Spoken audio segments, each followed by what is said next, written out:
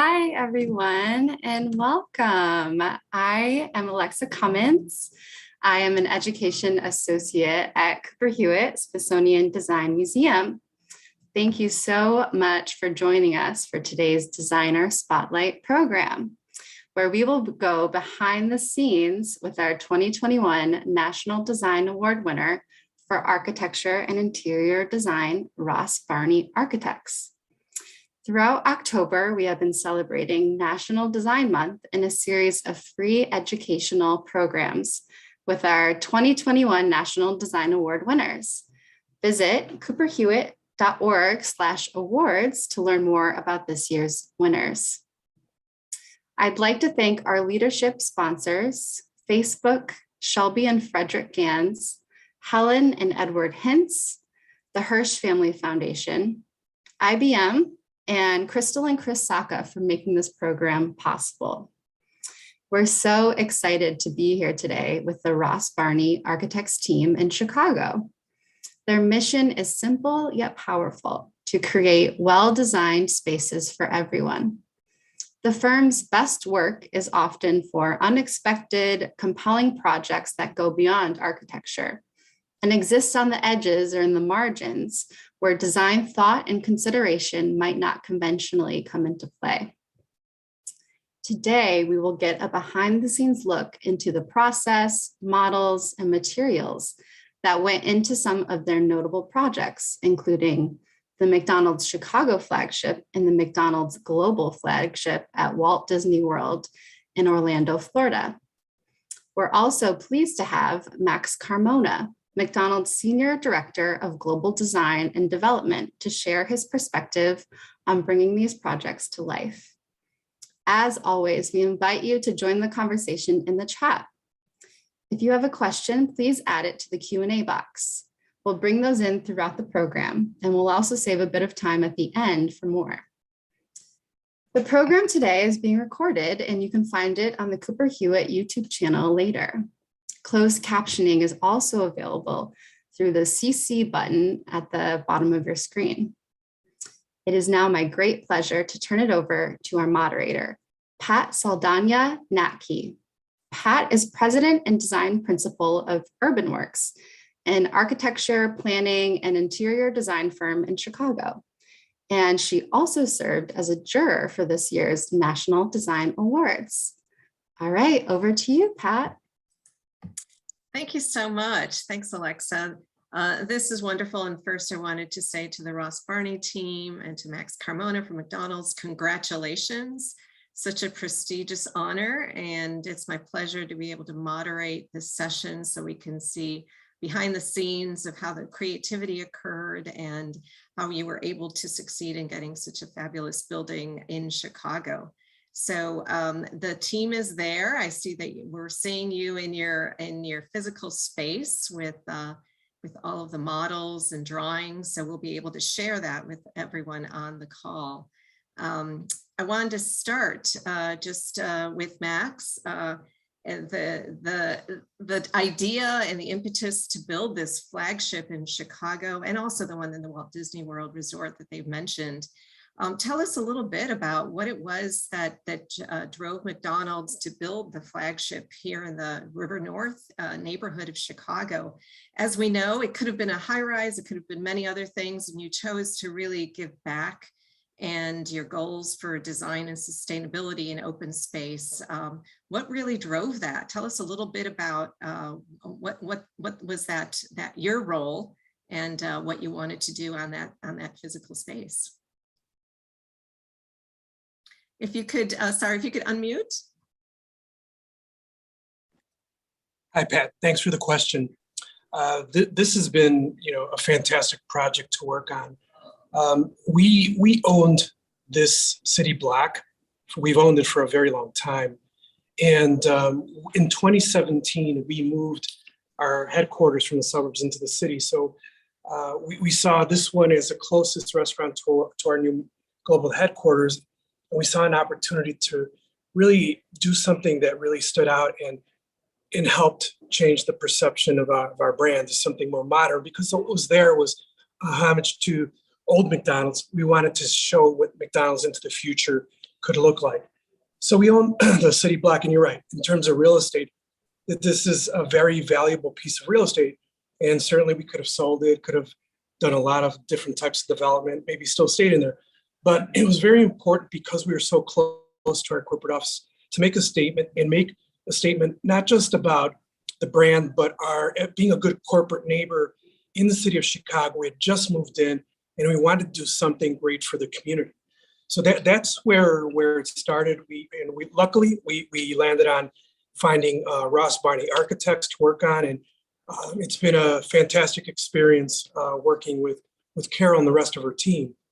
At this site, one of the things that we wanted to do was, and this was the collaboration with Carol and her team that drove some of all the design decisions. But one of the things that really resonated with us was giving the community a place to gather, to rest, to enjoy, of course, our food if they want to, but just to break the monotony of everything that's happening around here.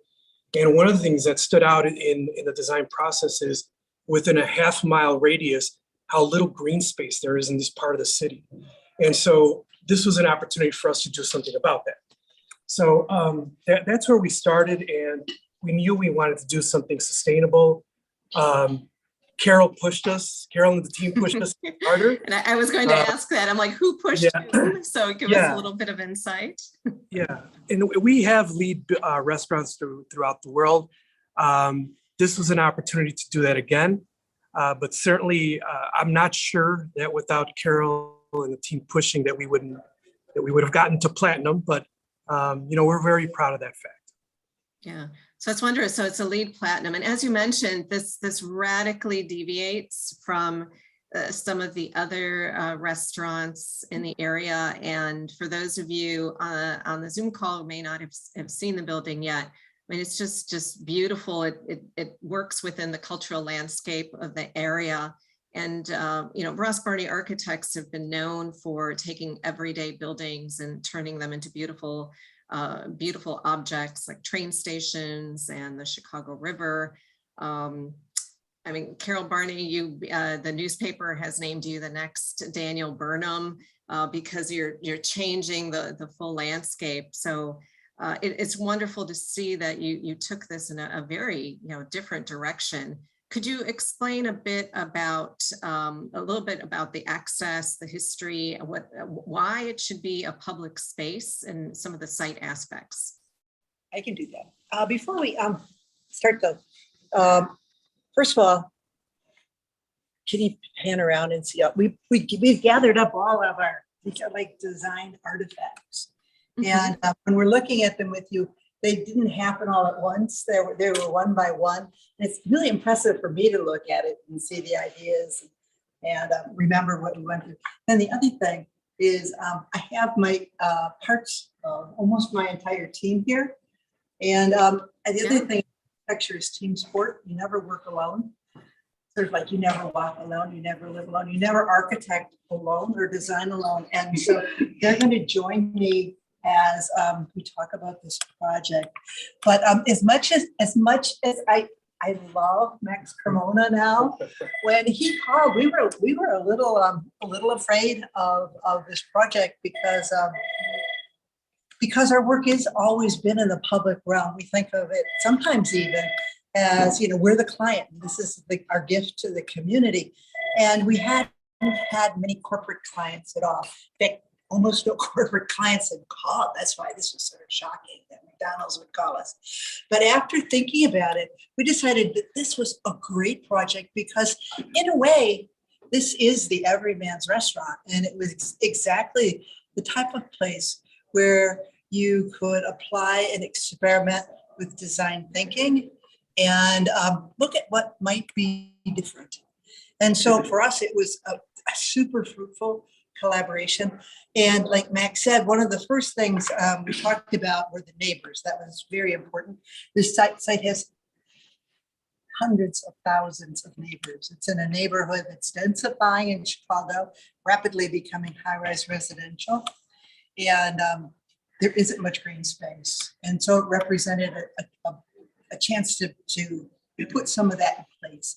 And the other thing that we were unaware of, like McDonald's corporate vision and values, and we knew that they made hamburgers and we enjoyed them. However, I don't think I ever thought about them as a leader in sustainability.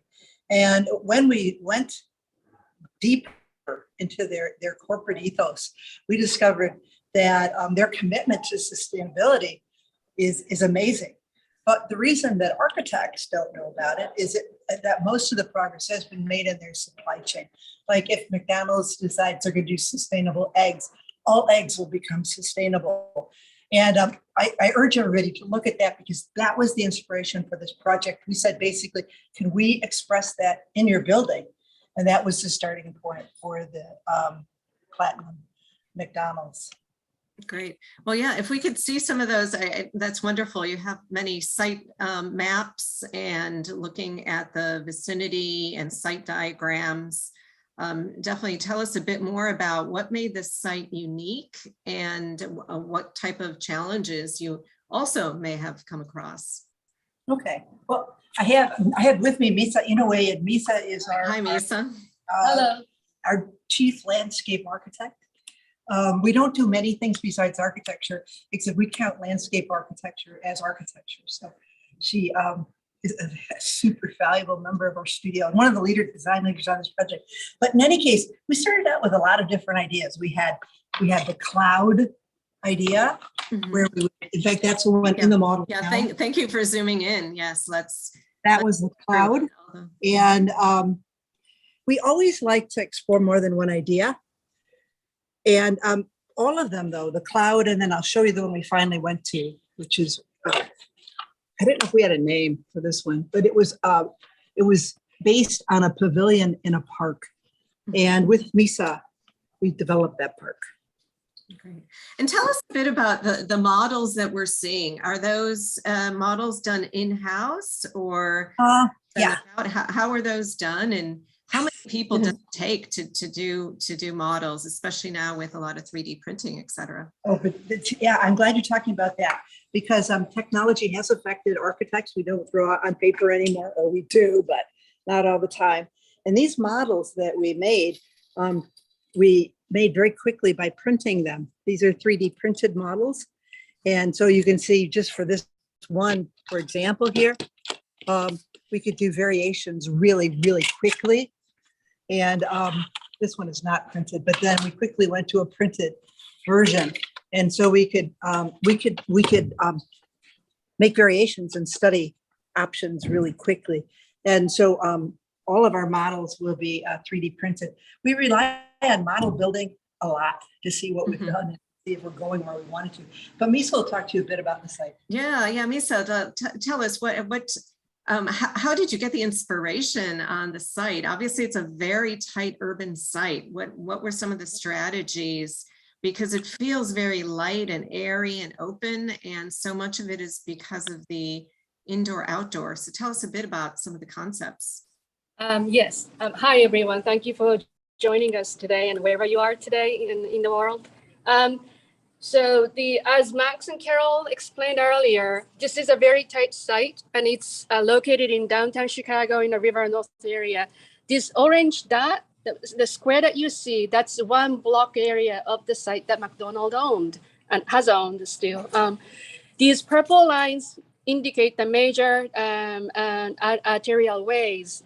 2 streets going to the interstate highways. One thick purple line that you see here, that's where the Chicago Marathon runs, and they ran 2 weeks ago.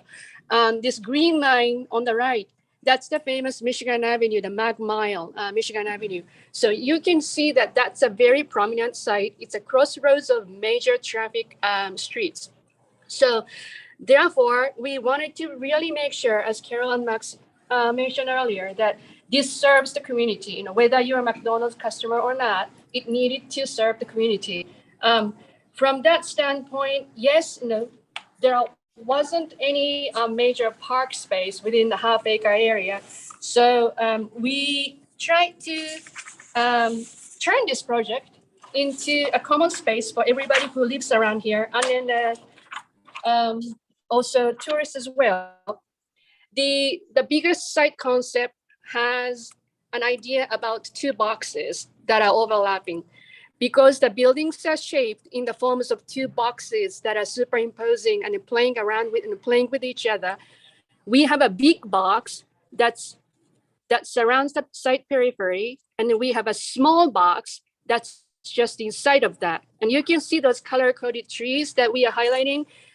This diagram and earlier site analysis diagrams, those were thanks to Ryan Gan, our master graphic experts, and then also architects who isn't here today. But so those are the two big ideas, big box and small box, that are working with the buildings to take on the geometries off of one another. In the center is what we call a parking garden. The surface is permeable paver, so it's all sustainably designed. We have a plaza space that's up front on Clark Street. Previously, if you can zoom in into that. Yes. Yeah, on the chat, we're being asked to zoom in as much as possible to see. Thank you. Thank you. So to the left, Yanje, if you could move to the left, this is the previous site that existed. And the drive-through used to go around the building. So that was cutting off the traffic movement, pedestrian movement for the community. In the new design, we made sure that the traffic stays on the outskirts. Therefore, when we designed the front yard, which is the main entrance, it was a shared plaza space. The city community is a traffic, pedestrian, and then McDonald's traffic. And also, we made sure that we have a communal space at the back side of it. Well, not the back, and the west side of it.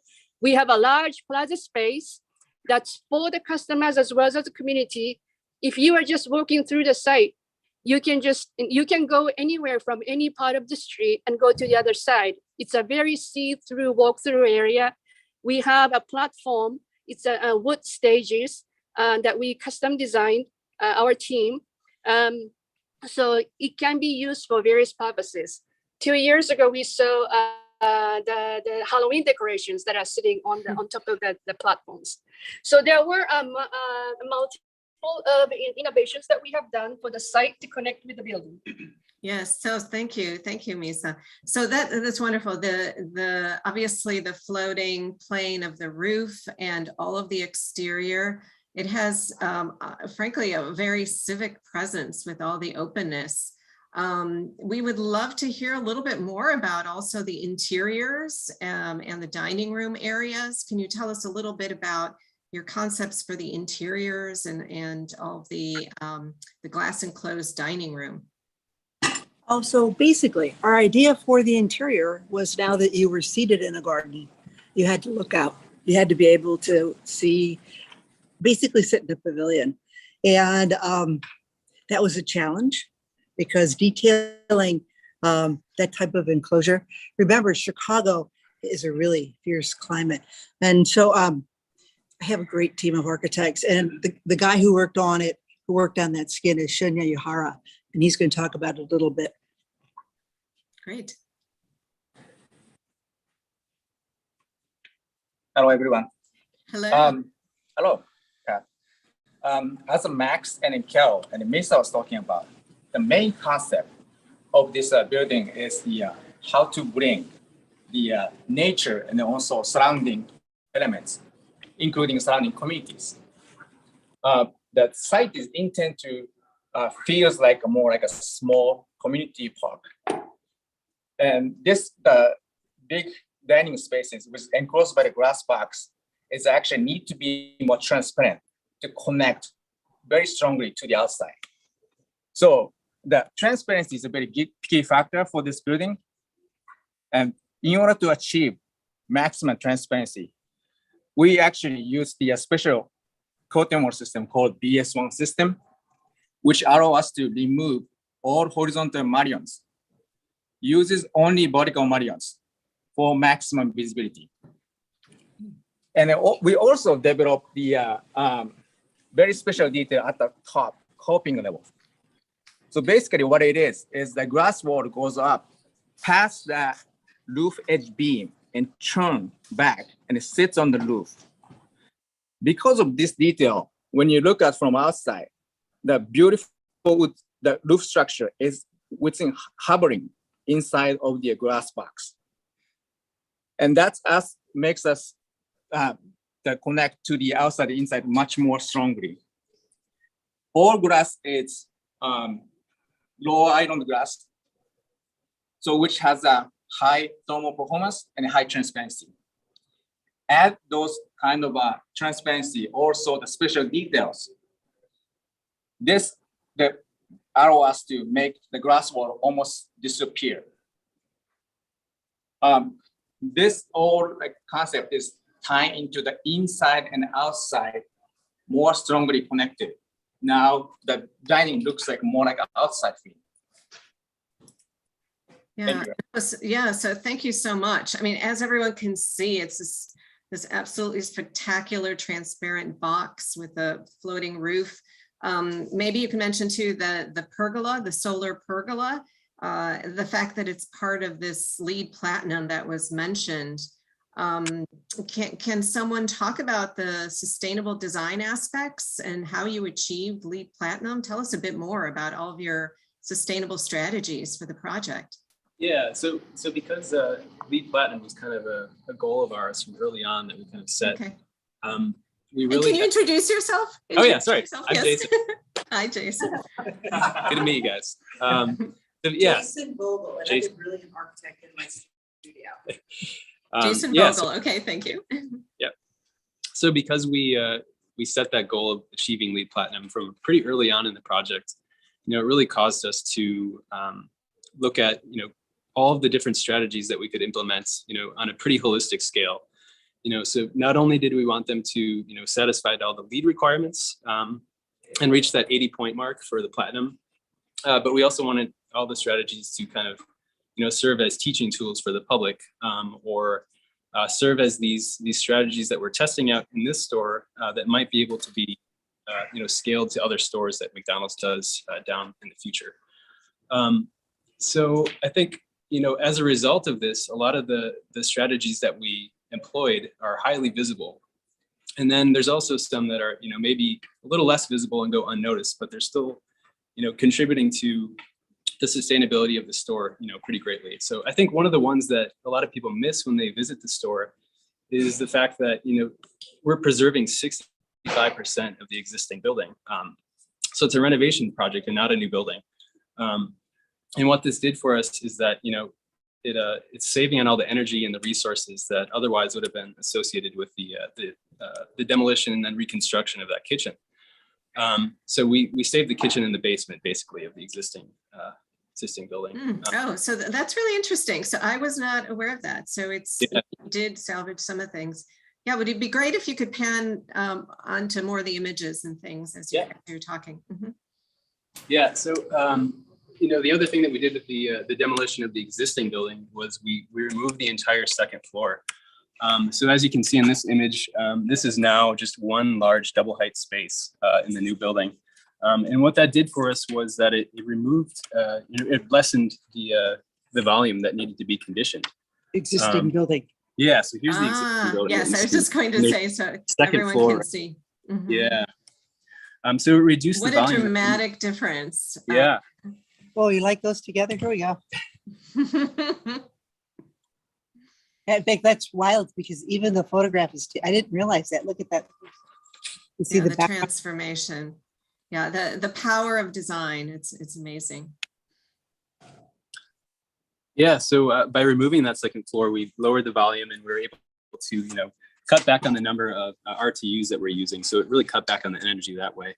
And then, going to the solar pergola, that's probably the most prominent, feature that we employed on the project. And it's, it's contributing by shading the entire building with, the over 1,100 solar panels.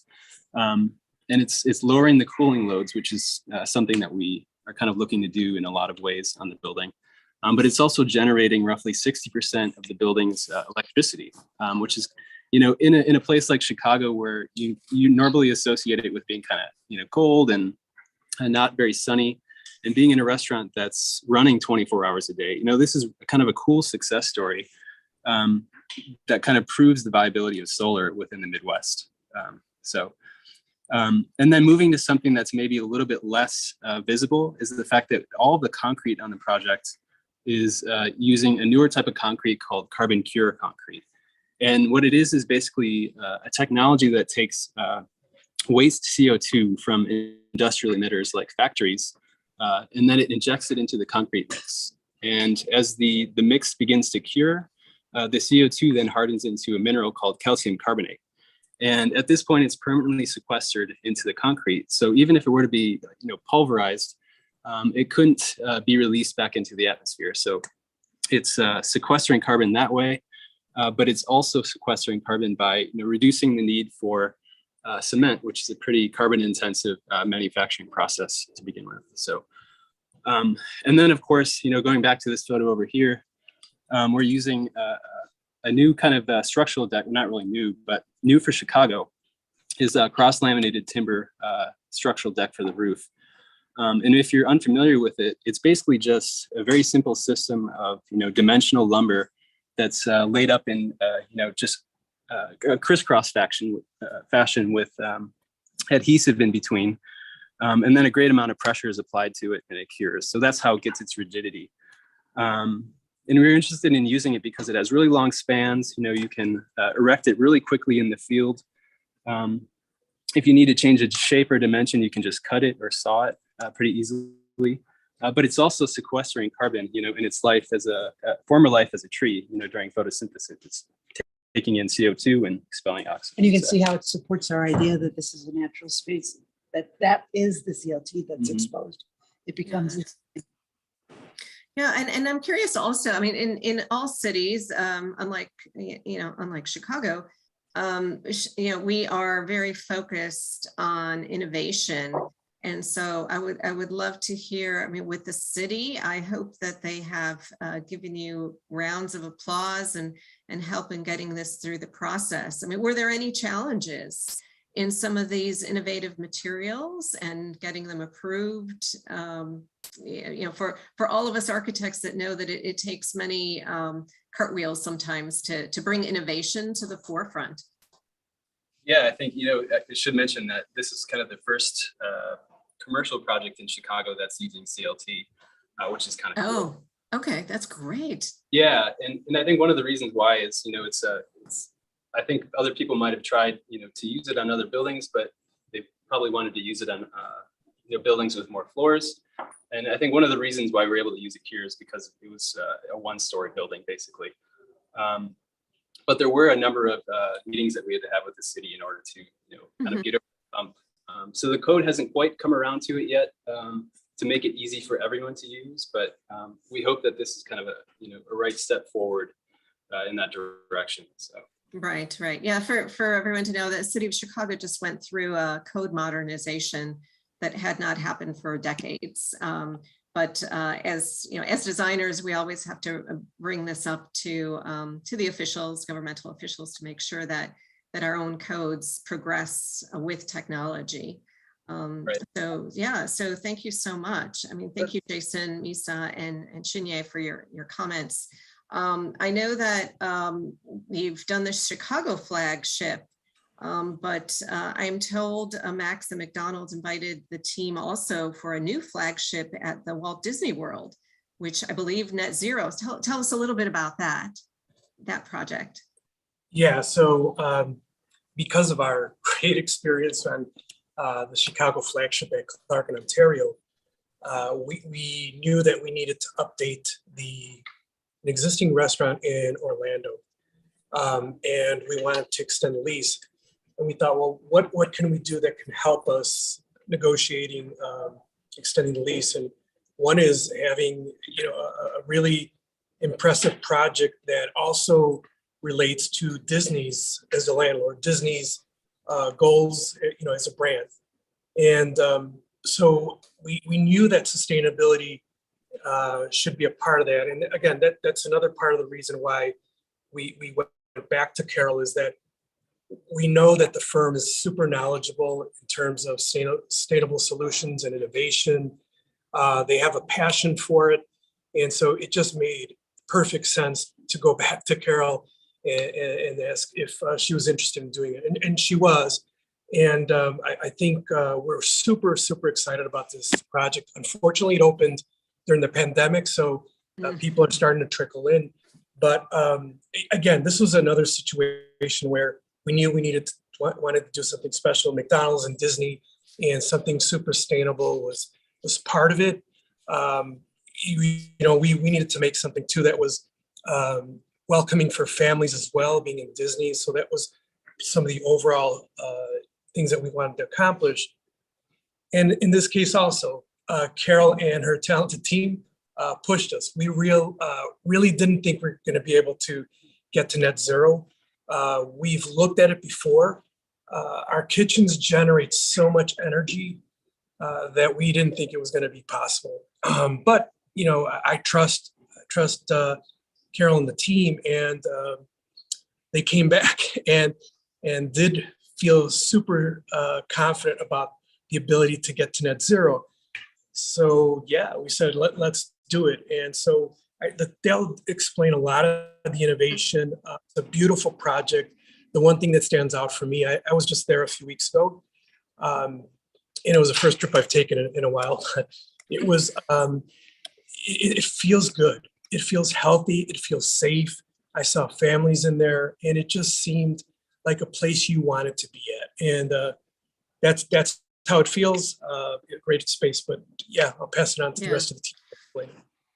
Yeah, great. Yeah, and I think it's always, they say it's a cliche, but it's so true that great projects are because of great clients. So I mean, it's wonderful, Max, to hear that you were supportive and that the firm was able to create that vision and make it happen. So tell us a bit about that project and the site and just the whole concept. Okay, well, we tell our clients when they sign us up that they are going to get the most sustainable building they can afford. That's a deal breaker. Either they get it or, they'll have to hire another architect. I don't know. It's really sort of you don't really threaten your clients, but it's different. So with McDonald's with the Chicago flagship, we kept on pushing and pushing. And McDonald's was always a great partner, but Orlando Disney was crazy because all of a sudden they were asking us for the most sustainable building in the world. And it was wonderful, but was kind of scary too. By the way, this is the site. It is the only non-Disney owned property on the Disney campus. So the All-Star Resort is right here, and the main entrance is right there. So you come right by it. And the swamp that is Disney World surrounds it. This is the building. And again, as Jason pointed out for the Chicago store, this is a remodeling. We kept a great deal of the kitchen and foundation. Again, that's a sustainable approach. It was sort of an architectural masterpiece by Venturi Scott Brown. You can see that Bob Venturi decided he would make a building as a Happy Meal. That was the original concept. And then it had been subsequently remodeled, again, by VSP, surprisingly, into this building. And that's what we were working with. And so we very quickly, we dabbled in net zero before. We never had a client who demanded it. And so we quickly found out that everything mattered. We had to make this building the most efficient operation in terms of energy that we possibly could. Let me put it this way. Any building can be net zero if you have enough solar panels or alternative energy. It's just that, if we did it without changing the building, we'd have solar panels all over the parking lot next door too. And so the idea was to make it as efficient as we can. And that was a really interesting and monumental task. That even it resulted in new technologies for the McDonald's cooking equipment. And then after that, you can finally start thinking about making a renewable source for this building. So we did that. Basically, we worked at bringing the energy down. And then we looked at different options, and you can see different than the Chicago McDonald's. This one we had to deal with all of these solar panels. And so you can see that our concepts were pretty reliant on making architecture out of a solar array, since we didn't want to impede on the parking lot of Disney next door. So that was one scheme we showed McDonald's. We also showed them this one. We said, well, if we have to do that many solar panels, can we make them art? So this one is solar panel as art. But what we finally landed up with, what we pursued, and what is constructed, I hope you have a chance to get down there after COVID, is we integrated the panels into the building architecture. And in fact, we used several different types, well, 2 different types of panels. You can see it here in this little model. That's great. So how many different concepts did you work on? It looks like 3 or 4. Is that very typical in your studio? How many concepts do you try to come up with in order to get the brainstorm of ideas? Well, I'm not sure there's a number, but the theory is that we believe that there is a wide number, a big number of acceptable answers. And the problem isn't finding an acceptable one. Well, it is, but it's avoiding the unacceptable one. So usually what we try to do is we'll do the one that's most, I think, like this one, I'd say this was the most obvious to us when we started. We'd remodeled the building, so it was super efficient. And then we put a big solar panel that would just stand there and be beautiful. What we try to do after we find this answer is go 180 degrees from it. So if it's not an object, what would it be? And that's how we landed up at the second. And then we'll generally explore a couple concepts in between there. There's not a given number, but we do want to make them as far from each other as they possibly can. Mm-hmm. Great. So tell us a little bit more about the site and landscape there. I don't know if that's all existing and how your site analysis.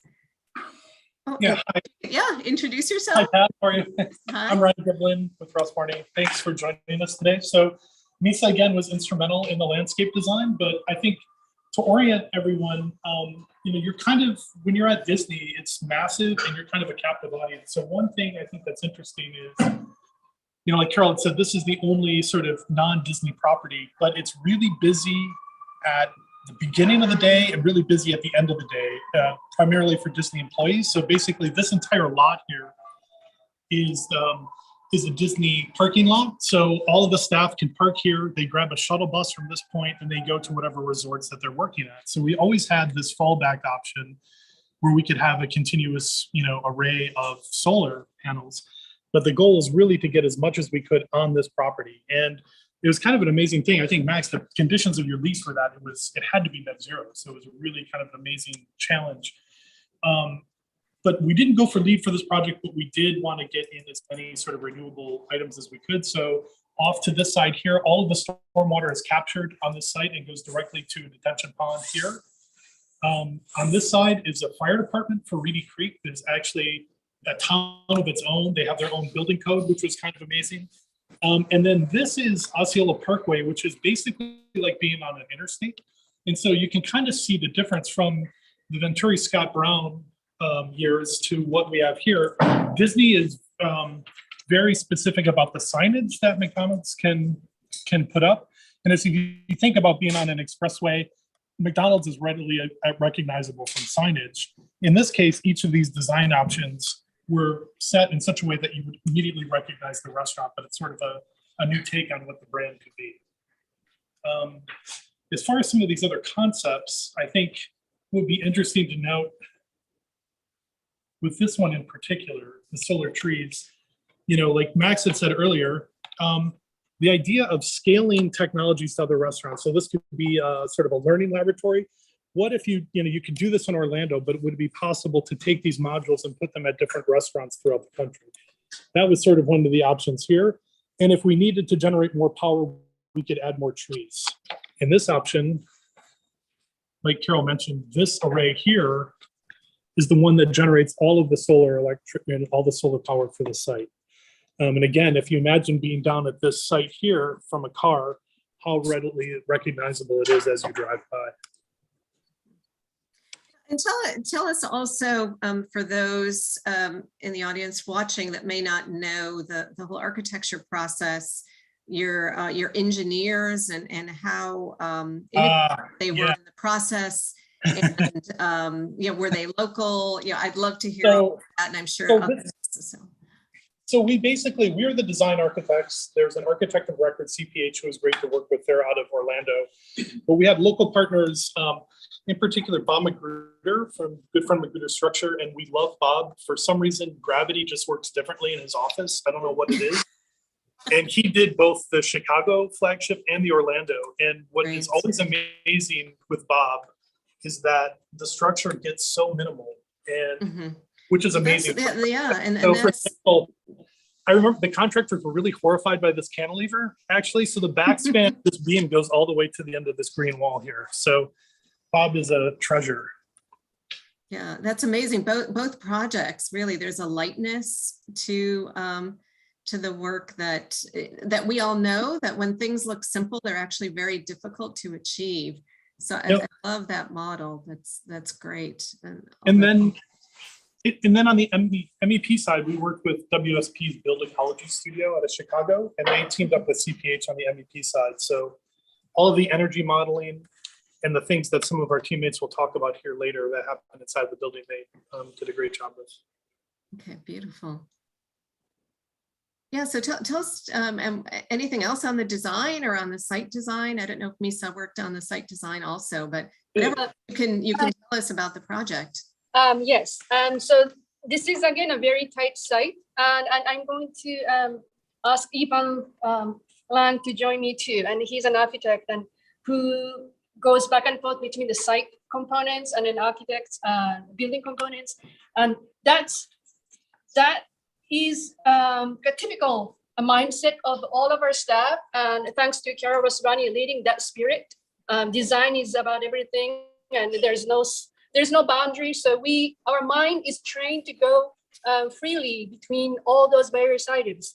For the site here, so one of the very unique things about this site is that because it's located in the Disney World, who is the master in the world of tactfully combining artificial elements and then the real elements to trick you to believe that you are in the real world.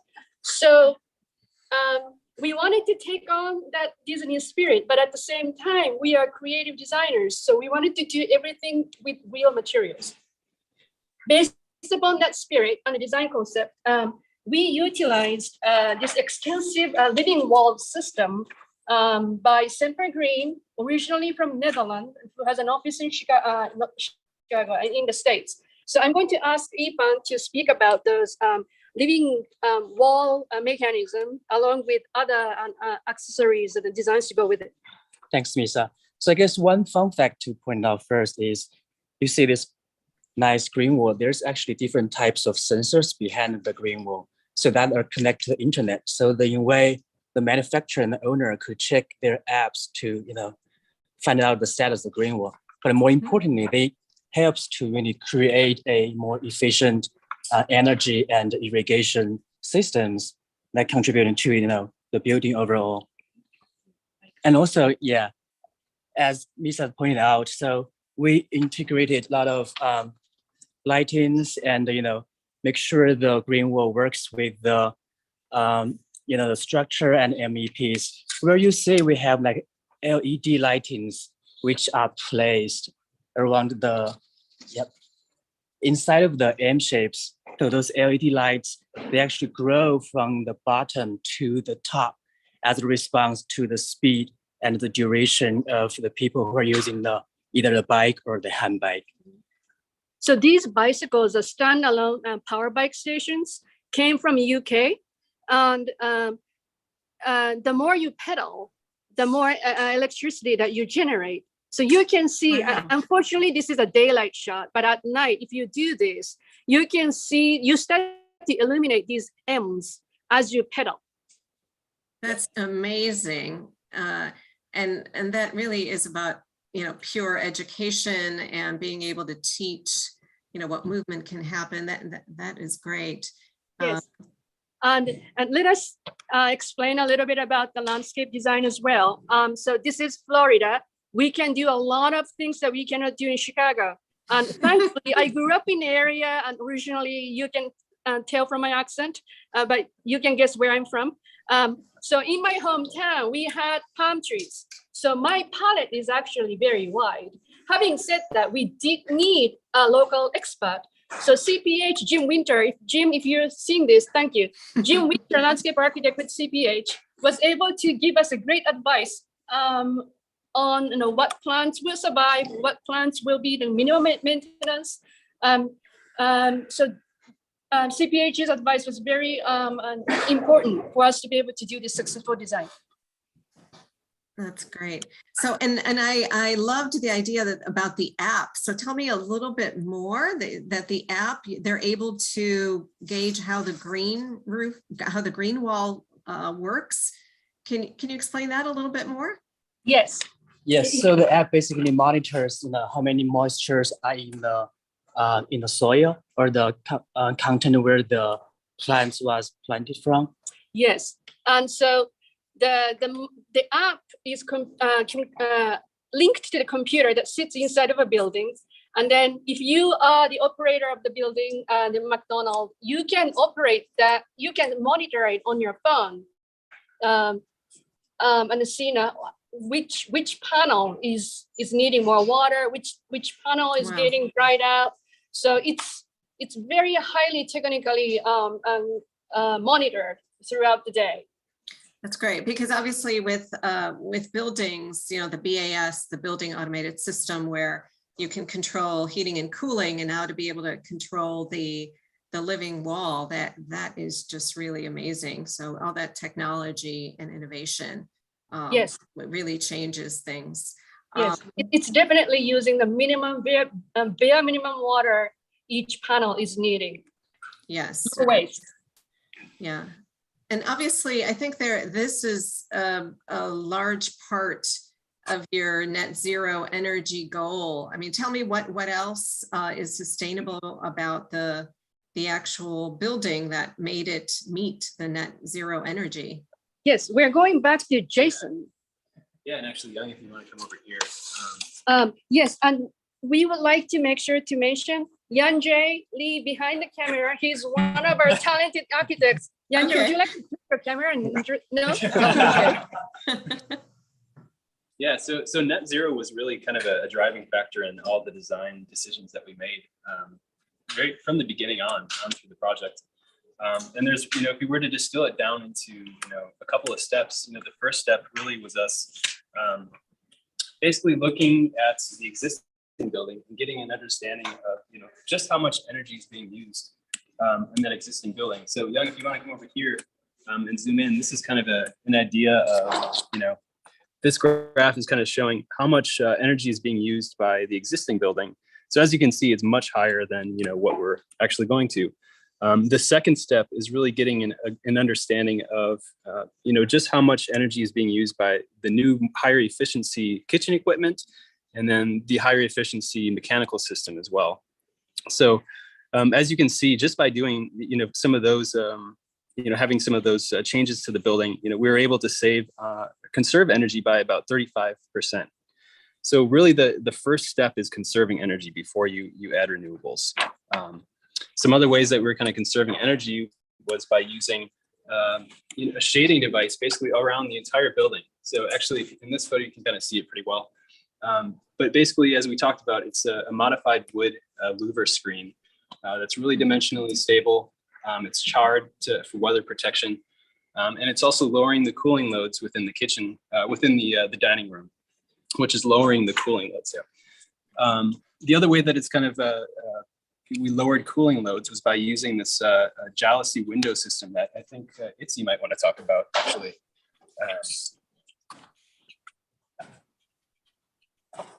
Hi guys, my name is Itzy Velasquez, and I was so honored to be part of this team because it was an amazing project. Great. So I think we lost the camera. If you could get that back on, sorry.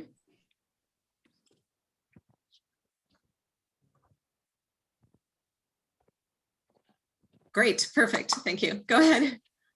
So like my coworker Jason was talking about the jealousy window. So really we were thinking about the sequence of spaces that you would typically experience as you walk to your house. So you would come into the front yard, you would come into the porch, and then you would come either to a living room or a dining room.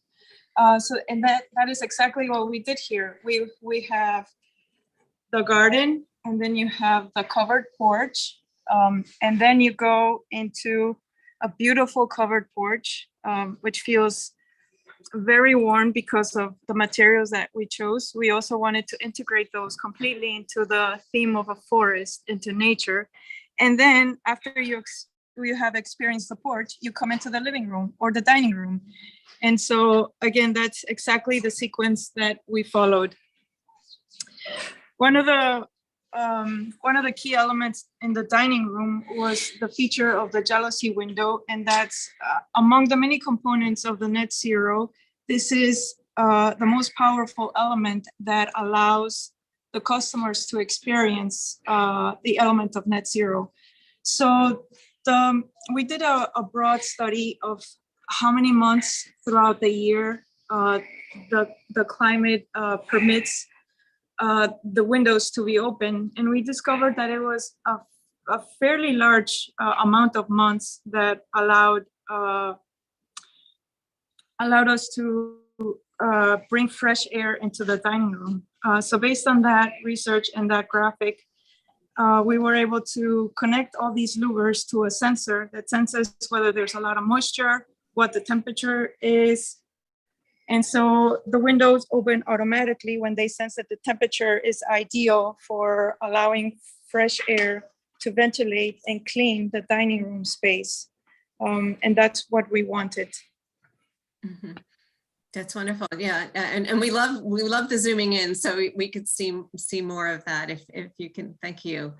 And tell us a bit. There was a mention about that it was is it charred wood that's on the exterior, the louvers? Is that correct?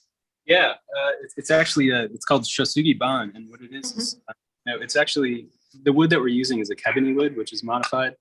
But this is actually charred on the outside, and it's it's not only for just visual aspects because it's beautiful, but it's also for weather protection against the elements like rain, which is pretty prevalent in Florida. So yeah, no, that's wonderful. Well, it brings a question too that for all of you, the designers, the design team, and for Max, we know that often corporations have standards, and having to meet those standards. I mean, tell us, was it for yourselves or for Max? Is that an uphill battle? How much convincing? How much did you have to deviate from, obviously, from the standards? And how does that process happen? Oh, wow. I'm going to let Max answer that one. I'll tell you, though, that McDonald's has standard interior motifs, packages, designs.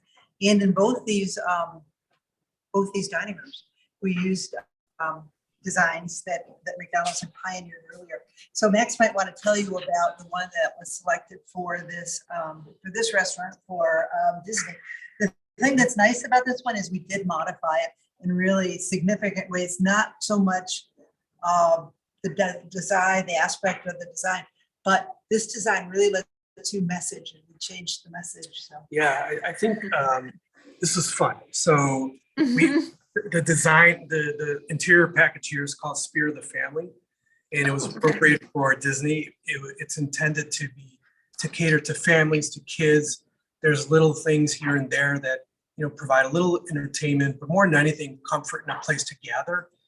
And so that's where we started from. Yes, we have standards in terms of durability, cleanliness. We have to have things that you should not replace every month. We need things that are durable because our restaurants get a lot of use, especially a location like this that gets thousands visitors in a month. So yes, we have those standards, but I think this is an example where in design, we can take on that challenge and figure out a great way to make that work. And I think that's one of the firm's strengths, is that they worked with all those standards and made some beautiful work here, and, Yes. and it meets our standards. So for anybody that says that you can't have something beautiful and meet standards or be durable, that's certainly not true. We've proven it over and over again here. Yes. One of the cool things about this design that the firm did as well is the interior package for the outdoor furniture. They basically created concrete furniture that is basically what we have on the inside, just made of a different material. We've never done that before. Oh, that's amazing. So that's all concrete. Yeah, and it really, if you look at the furniture that we have here with upholstery, that's basically taking that and making it out of concrete. And the beauty is that it's a more continuous experience, from inside and out, and it just works super well. So yes, we can do this. That's And- wonderful. I would like to add one more thing from a designer standpoint. So Carol is one of the important design principles, and she tells us, our staff, all the time, is that when we present options for a client, she says that do not present any option unless you're fully committed 100%. So the option we showed for Max and his team for McDonald's, Chicago, and Disney, we were all committed 100%. We wanted to build any one of them. So we would like to remind Max that we have 4 options that we did not build. So he That's absolutely true, because after the first one in Clark and Ontario, when Carol presented the options, I asked Carol, I said, which one is your favorite? And her response is perfect. She says, I don't have one. She says, I wouldn't present anything that we wouldn't be willing to put our name behind. And so that's just a fantastic approach to design. Yes, yeah, no, that is so true. And it's a hard lesson to learn sometimes, that when you present one you like and 2 that may not be favored, usually the one not favored is picked. So you'd have to present those that you definitely enjoy. Yeah, and tell me also, I mean, we'd all love to know, I mean, as architects, you do want to touch every aspect of the building. So Max, thank you, gave us the example of the outdoor furniture. I mean, the signage, the lighting, everything, you touched every aspect of it. And how was it to be able to design every component? Well, I don't know if you ever, like, there's two things in the answer that I give you. One is, I don't think that you ever get to touch everything. However, with a project like this, you get pretty close. We seriously we're looking at standby fryers and how to make a standby fryer, how to eliminate gas in these restaurants. So we were looking at the nuts and bolts, and then we were extending out to the Disney site. I guess the corollary thought is buildings need to be integrated into their environment. So yes, the design doesn't stop at the building wall, and it doesn't stop at the property line. And that's really, I think the best designs realize that. They realize that, and the people who use them can understand it. Yes, yes. Well, and also, I mean, tell us a bit about this, because obviously these are, legacy projects.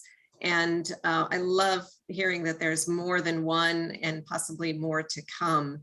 I mean, tell us your philosophy on that, because I think we all know, I mean, obviously, Carol, you started doing some schools, et cetera, and there were singular projects, and how you get that individuality into each of them. I mean, what's kind of the secret to that?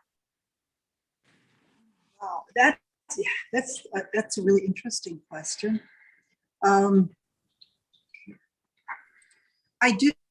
We do think that every project should be the best design we could do. I think, though, what might make us unique from maybe other design companies, though, is that we recognize that our work will change, and it even may be changed by other hands and by other times and by other situations, and we welcome that change. We hope it's still beautiful, but we want that change.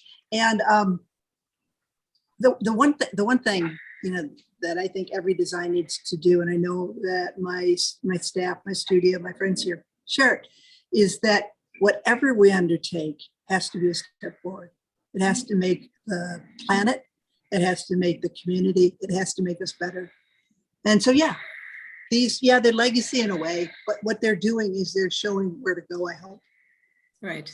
Yes. And tell us a bit, either you or someone on your team, how do you build and design for that flexibility in these spaces that may change in a year or two, and that there may be new technology? I saw in one of the images, the touch screen to order. I mean, how do you plan for that? How's that embedded in your designing? I can offer one thought, our approach from the site standpoint to plan for future flexibility. That's your question, Pat. Yes. For a particularly site, very tight landlocked sites like these two locations, it was important for us to try to minimize any joints, transitions. The more joints, material changes that happen, the more the space starts to break up. So we wanted to make sure, for example, these are our material samples of our materials. Oh, great. Yeah, we'd love to see those even more. In the Q&A, they're asking for more close-ups. So as much. Okay. So for example, these two blocks, these are permeable pavers, the concrete. The blocks themselves, as you know, most of you know, these are not permeable. It's the joints that make the pavers permeable. This is what we use for the plazas at the Disney, and then for the entire site at the MacD Chicago. And if you look at these concrete samples and textures, so now see these two together. So by combining materials and patterns and studying colors very, very closely, we try to make sure that inside and outside, visually they connect. Therefore, we can leave a lot of the spaces open without having to subdivide the spaces, so that the owner and the client can change up the use of that space or subdivide or whatever they want to do in the future. So what we try to do for these projects from the site standpoint is that leave as much open space as possible and to accommodate the client's need in the future. And we could do that by, as I said, by manipulating materials, combinations, and transitions. Great. And so maybe some of my colleagues can talk about the buildings, the interiors, elements. I think as far as flexibility goes for maybe places in Disney, we didn't really plan for it, but the restaurant opened right before, actually during the pandemic as it started. So by providing this outdoor patio and some outdoor space where you can eat your food or use in a number of ways, that provided a lot of flexibility for the store. And I think Max might have even agree with that based on some of the popularity of the store at that point. So just in the types of spaces that you include, whether they're indoor or outdoor, I think that's kind of important to flexibility. So. For flexibility, absolutely. I would, we talk about the building and this dynamic design and talk about the client.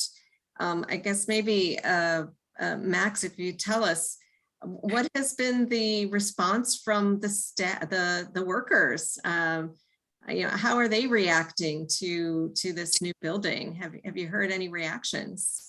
Well, as I mentioned earlier, I was there 3 weeks ago, and staff looks super happy. When we do work like this, we always go back and ask, crew and managers, what do you feel? What would you change? What don't you like? And really on this one, there was something, there was nothing. And so that never happens. But I really feel that this place feels good. It feels comfortable, feels safe and healthy. And the crew, I think that's reflected in the crew, which in turn, if they're happy, they will do a better job at servicing customers. So customers will walk out happier. So that's all synergistic. And I think the design and the spaces that we design and the places that they work, if they're done right, they can make that a better experience. And I think that's what I'm seeing here. Yeah, no, I'd have to agree. And Carol, we would love to hear, I mean, with yourself, the different typologies. So obviously this is a restaurant, I think a new typology for you. And are there others you're pursuing, and how difficult was it to say yes to a restaurant? And second part to the question is, I hear everyone say store. So I think, is it store, restaurant? What do you call it? And I know a few say the store and it's a restaurant. How do you see this new typology and future typologies? We're going to call it a restaurant. The restaurant, okay. Yes. In fact, I think it's called a quick service restaurant. We're not even calling it fast food anymore. I think one of the things that's unique about our studio is that our portfolio doesn't really concentrate on one building type. And I think it comes out of our design philosophy, that design comes from, these very basic ideas of the community and the functionality. And so even though we hadn't done a restaurant before, it wasn't hard to imagine doing it. And it just doesn't really get into our thinking that you can't do a restaurant because you've always done schools before. You can't do a train station because you've always done parks before. We think that the same design principles are what makes the space livable. And so we're really glad when we finally get going on this job to have this opportunity, the opportunity McDonald's gave us. Yes, that's great. I mean, were there some lessons learned? And I'm going to ask the audience for some additional questions if they want, but were there some lessons learned from the first that you translated to the second, to the Walt Disney World location? Oh yeah, there really were. There were a lot. The one we learned, we have always sustainability, resilience, energy efficiency has always been a major piece of our design thinking and our work. But being challenged first to do a platinum building and then to do a net zero building really makes you move to essentials. And so I still am amazed that the key to this is looking at every single piece. It was interesting. We even looked, for example, at the seals on the refrigeration units. That was one place where we could save energy. The other thing that has been really important is, and especially looking at net zero, is we've always thought that human comfort was super important. But I think when we, especially on Disney, we talked a lot about the perception, how people perceive comfort. ITSE started to talk about it a little bit. In Florida, you could probably live without air conditioning 65% of the time if the space was ventilated and shaded. And so that's what we did at Disney. And I think when people go there, one of the things I would want them to walk away with is how comfortable they can be without artificial, without refrigerated air, without energy intensive cooling. And that was a new lesson for us. And I think the idea that comfort, achieving comfort, you can analyze that like a design problem also. So I think that was, for me, that was one of the biggest takeaways from these two restaurants. Mm-hmm. I mean, it's very clear, and kudos for McDonald's for hiring you. It's very clear that you've taken all of your expertise on creating public spaces and took that expertise onto these projects, which even more so often as architects, we're told, well, if you haven't done other hotels, you may not, have the experience to do it. I mean, this is such a wonderful example of the fact that when you take, hybrid type buildings and different experiences, you create something much more innovative than if you were a studio that did restaurants for 20 years. So, I mean, tell us a little bit about that and what you think. I agree with you. I can't agree with you more. I mean, the designer's job is to make the next one better. Right. It doesn't, I think you're doing your client a disservice if you start offering off the shelf with parts. Not necessarily, that's not saying that you can't prototype and use that to an owner's advantage. But if you assemble parts without meaning for that particular use and client, you're doing your client a disservice, and you're not using design thinking as a tool. I firmly believe that. And actually what you just brought up is like, if you have done 75 schools, are you better than the guy who hasn't done any?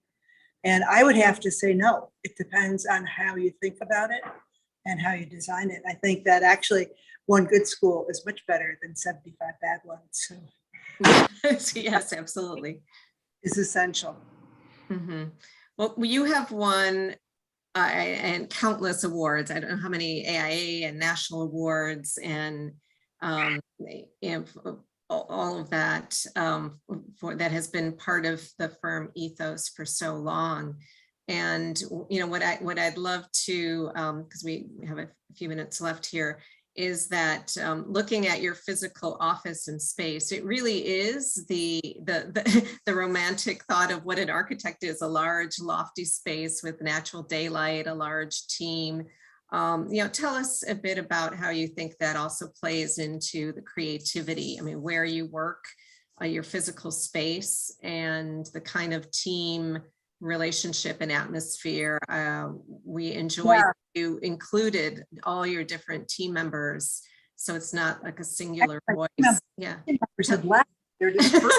I saw one with a glass of wine, I think. So I think that's because they're so anxious to get back to work. I tell them to relax, and they still keep working really hard. What can I say? But yeah, tell us about the office studio culture that creates this platform and safety net for creativity. We are, it's so funny, I call us the country club of architectural offices. We have a dress code, we must wear clothes. But in general, if you work here, if you want to join us, we're very flat. The organization requires for you to be motivated and for you to put ideas on the table. For example, from my viewpoint, if you're not giving me your best ideas, I don't want you working for me. And we will take your ideas, and they will become part of a bigger object, a bigger design. That's the whole point. In some ways, I think of my job as chief designer is sort of being the critic or editor in chief, because that's my job, is to recognize the best ideas and make sure they get assembled in the right way. And so that really flavors our entire culture. By the way, you can't pan around. We just painted, and so there's a lot of packing crates. Painted because we have been away for COVID. And I think one of the things that's interesting to me, and I talk to a lot of my colleagues, other offices, is what's going to happen to us now, coming back from a completely virtual workplace. And we're hoping to use it to our extreme advantage. And I think we have a pretty good chance at doing that because we already are very flexible. We don't have any office hours, for example, but you better be here because we have work to do. And so I really think that design thought and design process needs flexibility and forward thinking. And so our culture pretty much reflects that too. Yeah. Well, I think also that, for those in the audience, because they told us that it's all various age groups and some under 18, I bet many would like to know how many team members does it take? How long did one of those buildings take from start to finish?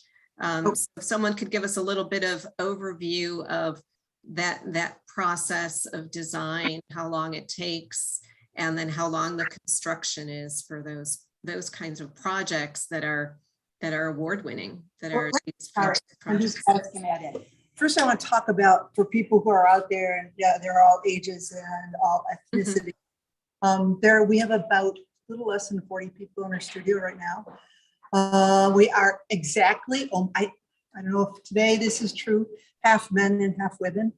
Half of our registered architects are women also, which is rather unusual, but I think that's the future. It's not only that, it's the desirable future. About a third to half of our staff belong to ethnic minorities in the United States. And our age range is probably from early 20s, kids that have joined us from their architecture school with degrees. I'm the oldest person in the studio. So that tells you pretty much who we are, and from a numbers viewpoint. Does anyone add or say something? We could talk about a project like this. Our project, oh, by the way, this is super interesting. Our project, the smallest project we've done in the last few years is we did it's about a $2.5–3 million theater for Theo Ubique in Evanston, a storefront theater. It was a marvelous experience. And while we had that in the office, we were also working on a $750 million terminal project at O'Hare, which is completed. It's the intermodal terminal. And so our size and our organization lets us undertake a lot of different projects, a lot of different sizes of things. And so they last a lot of different times. McDonald's is the total exception. Like fast food, they believe in fast design. And for the one in Chicago, we did that in a little over a year. And that's from dead standstill to serving hamburgers. So no, 1 year from start to finish. Wow. Yes. When Max told me that, I didn't believe it either, but we did it. Even for us, that was fast. Okay. Yes. That fast. But then on the other hand, we also are the architects for the Chicago Riverwalk. And we began that commission in 2000. And we completed construction in 2017. So we have a project that was under 17 months and one that's over 17 years. So there's a big variety. I think what it's the values and the process that stay the same. Yes. No, and definitely, and it's great to hear. I know the 1 year is probably not typical. It's a very, very aggressive schedule for a building, but obviously you had a large team. What would you estimate? How many team members within your own office? I mean, we met 5 or 6 team members to have the audience understand that it really is a team project. I mean, I think often there's this fallacy that it's the singular vision in mind where it takes a large group. And I think that's one advantage of our size. If, in fact, we struggle with being too small and being too large because in a way, an architect always is worrying about the next commission. Even Wright wrote letters about, oh my God, I got my next commission. This is wonderful. So we're always trying to, stay at least what we feel is the right size. Right now, at the size we are, it's possible for the studio members to understand most of the projects we're working on. So the chances of them being called on to fill in, lead, design, complete, start are pretty good. But I do worry about maintaining that type of intimacy and that type of continuity.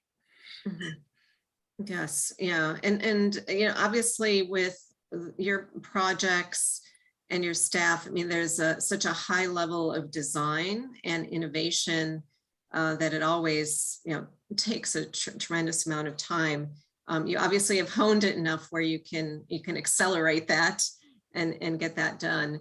I'd love for you or one of your staff members also just to tell us a bit more about all the tools that you use, for example, the models. I mean, are you using any of the virtual reality? Are you using any of the fly-throughs? What other ways are you able to convince the client? Because although you have a wonderful receptive client, there are other clients that need a lot of convincing. And what kind of things do you see now in the future? Well, I would like help with what this one. Everybody's gone back to work. So, but I can start out. I would love to be the most tech. I'm a techie. I love the speed. And actually my staff calms me down and says, don't go so fast. You know, it's about the design, not the tech. So I'm the bad guy here. So we have a medium amount of, I would call it a medium amount of technology automation in our studio. We were an early adopter of computer aided design. In fact, we were a beta user for Revit, which is now the workhorse of our industry. Right now, we use all the standard suite of software packages. And, I could go through them, but that might be kind of boring. We are very interested in model building. So not so much to build models for final display, but to help us explore ideas that we're considering. And so we have actually devoted not a large, but a reasonably large part of our office to making things. And we've been known to even prototype full-size pieces of our building. Some of them would be out, except like I said, we were painting. And I would hate to stop doing that. I think it's essential to thinking about design. That being said, though, we rarely make something for show. When we do a video that is meant for public consumption, we usually have somebody who's expert at doing that type of video do it. And most of the drawings, for example, that we use to show what buildings will look like, we do them as tools of our design. If they want the super photoreal, intense drawing, we may do it here, but we may not. And we try to include almost everything that our clients need to understand what we're talking about in our services. So we rarely are adding things on as additional, like, well, if you want to see this building, you have to pay us for another vendor or another fly through. Because of that, we might be a little bit behind on some of that technology. Does anyone want to help me with this one? I'm going to be in over my head. Yeah. Well, so I would actually add that another tool that we all value very much is our own mind and ability to think independently, which we are encouraged to do. All of us try to stay loose. Loose does not mean that lazy or off the clock. We mean that stay loose so that we can think creatively and independently, but focused. So most of us who are fortunate to have a position here at our office, we multitask. There is no one single staff who only does the details or who only does schematics. Everybody does everything. And that includes things that maybe you don't think about. For example, one of our principals in charge, Eric Martin, who's worked with Carol for the longest time, he is a design principal, but at the same time, he's a technology principal. And it's kind of crazy for a principal at an architecture firm to take on that role. But that's very, very characteristic of what we all want to do and we are trained to do. So stay loose, our mind, but focused, and then open for challenges for anything, no matter what. Now, that's a really good point. I want the members of the studio to do what they love. I mean, as soon as you start doing what you don't love, you become a manager instead of an architect. If you become, whatever instead of an architect, I think you lose your passion. And so we have purposely tried to create roles that even management is integrated into your inline expertise. So if you love being out in the field, you love watching buildings put together, you may have to manage jobs for part of your time, but I want you to do that. I want you to do what made you love this job. Yes. Well, I thank you so much. We want to thank you and your staff. You could hear the passion in their voices and being able to show us the full team and what they did. The firm really has been a trailblazer, starting in the cultural landscape. And as I mentioned, being able to morph all those ideas of the cultural landscape into private projects, and this being private public projects. not only is the work outstanding locally, but also nationally and expanding. So it's been a pleasure to get a tour of your full space and to meet some of your staff that worked on these projects. Those of you that have not visited Chicago, the Ross Barney architecture, high design stamp is throughout the city, not only in the train stations and the river walk, but throughout buildings, schools, and public facilities. And this really is, these two projects that were shown really highlight what can be done when creativity happens and a client is willing to trust. It really is about trust. Taking the risk and trusting. So I want to thank everyone that joined us, all the participants and your questions. It has been great. Thank you so much for sharing your space with us and your design process. Thank you, Pat, for leading. Thank you. Thank you. Thank you, Cooper Hewitt. Bye-bye. Thanks, everyone. Thank you.